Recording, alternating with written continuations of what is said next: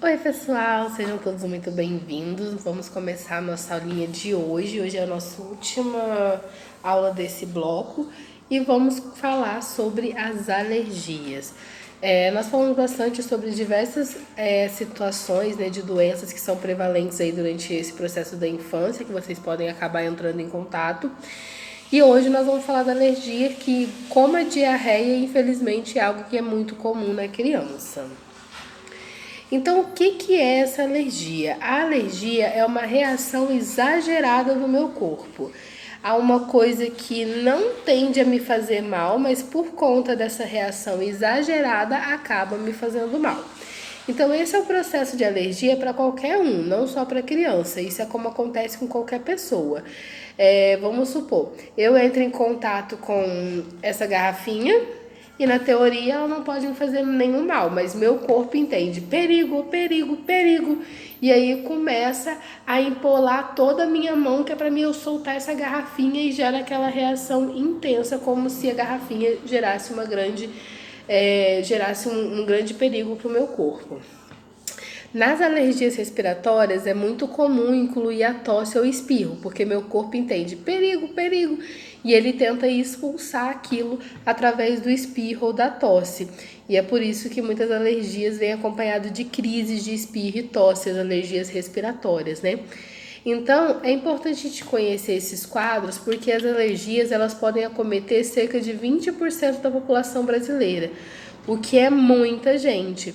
Sem contar que esses processos alérgicos eles vêm aumentando em todo o mundo e acabam sendo mais comum durante a infância. Então, ou seja, que é a faixa etária que vocês vão lidar aí, né?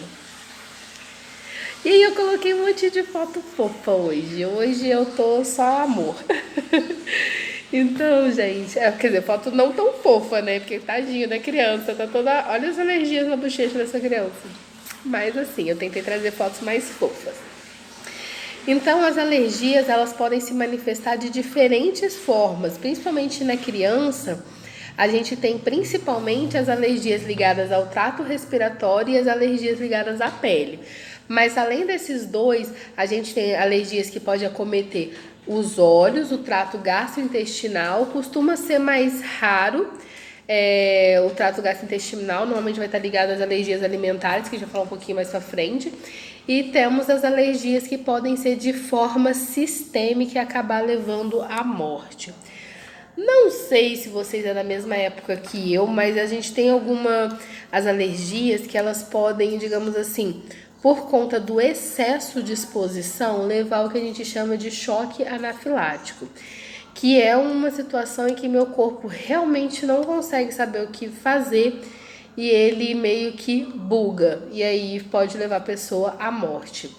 Tem um filme dos anos 90 que eu acho que é O Meu Primeiro Amor, uma coisa assim, com Macaulay Culkin, criança ainda, que ele vai dar o primeiro beijo na coleguinha dele, eles são criança mesmo, só que ele é super alérgico a abelhas e ele morre de picada de abelha. Eu não lembro o nome desse filme, mas mostra bem isso, como que a pessoa, quando ela é muito alérgica, como que isso pode ser prejudicial, né? E como que a gente precisa controlar essas situações. É claro que esse filme, como a gente viu, tá vendo aqui, são situações mais raras, né, de chegar a esse ponto, a ponto de o antígeno ser tão tóxico para o corpo e levar a pessoa à morte, mas isso pode acontecer quando a exposição ela é extrema. E por isso a gente tem diversos métodos para tentar equilibrar essa exposição e fazer com que a criança fique aí sem ser muito exposta, né? Principalmente se ela for alérgica a alguma coisa, que ela não seja exposta àquilo, para evitar tantas reações leves e principalmente para evitar reações graves. Aí, outro bebê fofo. Ah, hoje eu tô só fofura. Então, as manifestações clínicas das doenças alérgicas é determinada por fatores genéticos e ambientais. Ou seja, eu posso ter algumas situações em que eu vou ser alérgico por conta de modificações genéticas dentro do meu próprio desenvolvimento lá na barriguinha da minha mãe, ou eu posso ter reações alérgicas que está ligada ao ambiente. É por isso que a gente tem que cuidar do ambiente em que a criança está inserida para que evite, né, que aconteça processos alérgicos durante os primeiros momentos dela de vida e principalmente, a gente fala daqui a pouco de um ponto que é muito importante para evitar as alergias e eu não ter grandes problemas por conta de fatores ambientais, que nós também vamos conversar um pouco sobre os fatores ambientais mais para frente. Então, uma coisa que é importante vocês entenderem é que não é hereditário. Tem uma diferença do que é genético e que é hereditário.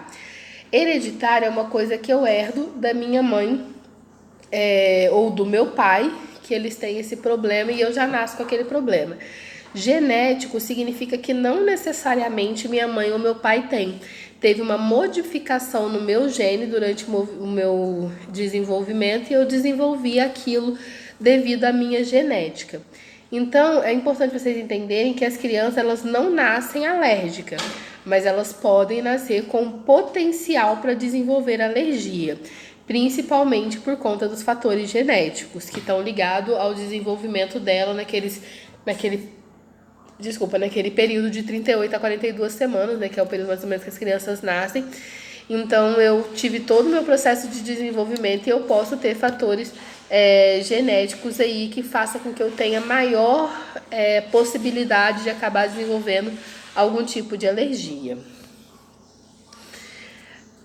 Agora a gente vai começar a falar sobre como prevenir as alergias, né? E um ponto que eu acho que eu sempre falo com vocês, sempre ressalto com vocês. Peraí, só um minutinho, pessoal. Desculpa, esse ponto que eu sempre falo com vocês, que é de extrema importância, é a prevenção das manifestações alérgicas através do aleitamento materno. Sempre falo isso com vocês, né, do quanto que o aleitamento materno é importante para a criança menor de 6 meses. É muito importante mesmo para a saúde dele como um todo. E assim, vários estudos já comprovaram que as crianças que tiveram aleitamento mantido exclusivamente até os 6 meses, ou seja, não bebeu água, não bebeu suco, não bebeu nada, só leite da mãe até os 6 meses de idade, elas têm menos, já foi comprovado isso, tá, através de vários estudos, que a chance dela desenvolver uma alergia é muito menor. Então, assim, dos grupos, né, eu vi um estudo randomizado que separou em grupos. Então, assim, eu não lembro a quantidade exata, mas eram 50 crianças que amamentou até os 6 meses exclusivamente e outras 50 crianças que não, que inseriu água, chá, qualquer outra coisa antes dos 6 meses.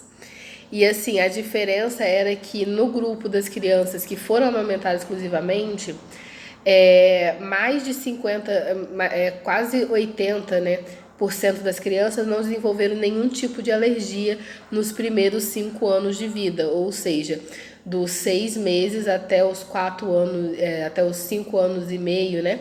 Mais ou menos, eles não tiveram nenhum tipo de alergia. Enquanto que do outro grupo, tipo assim, mais de 50% das crianças tiveram problemas alérgicos. Então, assim, foi um quantitativo muito diferenciado. Então, eu sempre vou ressaltar, eu sou uma defensora mesmo, eu sei que não é uma coisa fácil, o peito racha, é dolorido, às vezes a criança começa a aprender a morder, é muito complicado, mas eu sempre vou incentivar e defender o aleitamento materno exclusivo até os 6 meses. Então, como vocês já sabem, isso é uma das formas de prevenir as manifestações alérgicas. Outra forma de prevenção é após a gente descobrir que a criança tem aquela reação alérgica. Então, se eu percebo que tem algum alérgeno, né, ou seja, algo específico que gere alguma reação alérgica na minha criança, eu preciso evitar que ela seja exposta. Então, eu preciso controlar para que ela não entre em contato com aquilo. Se ela tem alergia ao sabão em pó, eu vou trocar o sabão em pó, porque eu não vou lavar a roupa com sabão em pó e colocar aquela roupa na criança. Então, é importante eu começar a controlar. Então, uma é eu prevenir através do aleitamento materno, que basicamente para prevenir é só esse método mesmo. E outra é depois que eu entender que aquela criança tem um tipo de alergia, eu evitar ao máximo que ela entre em contato. Então, eu vou seguir as orientações dos pais, da família, sobre não entrar em contato com certas substâncias. E se for descoberto pela creche também, eu percebi que a criança, quando dorme naquele tapetinho, tem uma reação alérgica, a gente tentar fazer a higienização, descobrir o que pode ser e sempre ter a participação da família para a gente orientar sobre esses processos e as reações alérgicas que podem estar acontecendo, tentar ver se ele tem esse tipo de reação em casa.